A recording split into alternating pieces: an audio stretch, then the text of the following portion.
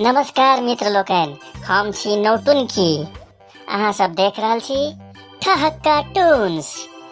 ओम कोरोनाए फट स्वाहा, ओम कोरोनाए फट स्वाहा, ओम कोरोनाए फट स्वाहा, ओम कोरोनाए फट स्वाहा। कोरोना वाला बाबा की जय हो, कोरोना वाला बाबा की जय हो। कोरोनाए फट स्वाहा। बोल बच्चा, की समस्या छौ तोरा? बाबा बाबा हमरा मदद करू बाबा। अहाँ अपना बम्मा काट जे बिलाई के ठाड़ देखे छियै, वो हमर गर्लफ्रेंड है। अति उत्तम।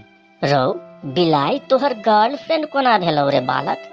बाबा बाबा ई पहिने बिलाई नहीं रहे, ई पहिने एकदम सुंदरी लड़की छलैया। एकरा से हम विवाह करला रही। आ एकरा की जाने कहाँ दन से एकरा देह में कोरोना पैस गेलै, तहिए से ही बिलाई बन गेलै बाबा।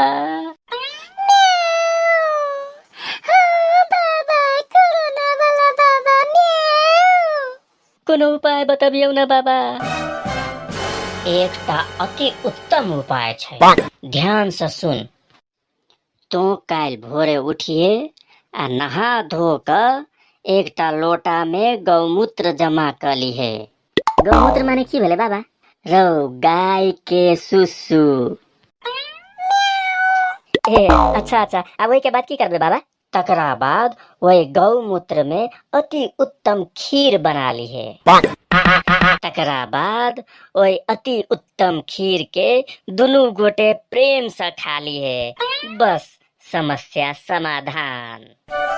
ओम कोरोनाए फट स्वाहा, ओम कोरोनाए फट स्वाहा, मुझसे ओम शादी कोरोनाए फट स्वाहा, ओम कोरोनाए फट स्वाहा, मुझसे ओम शादी कोरोनाए फट स्वाहा, करोगी। ओम कोरोनाए फट स्वाहा, ओम कोरोनाए फट स्वाहा, ओम कोरोनाए फट स्वाहा, ओम कोरोनाए फट स्वाहा, ओम कोरोनाए फट स्वाहा, ओम कोरोनाए फट स्वाहा।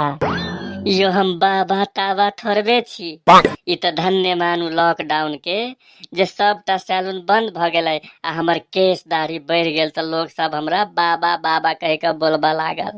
ई लॉकडाउन में सबके दुकान दौरी बंद भ गेलै आ हमर दुकान चकाचक खुल गेल।